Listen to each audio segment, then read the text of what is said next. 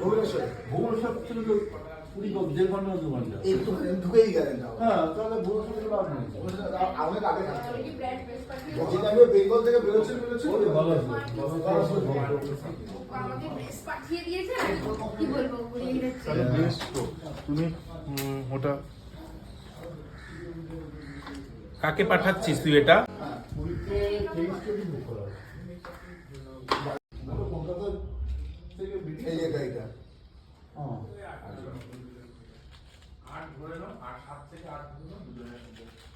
Colour অনুযায়ী picture করতে হবে, লাল লাল হলুদ নীল সবুজ।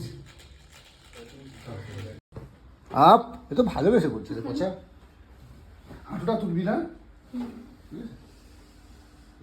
চল গাড়িটা ভালো লাগছে। আবার লাইভ বাকি আছে।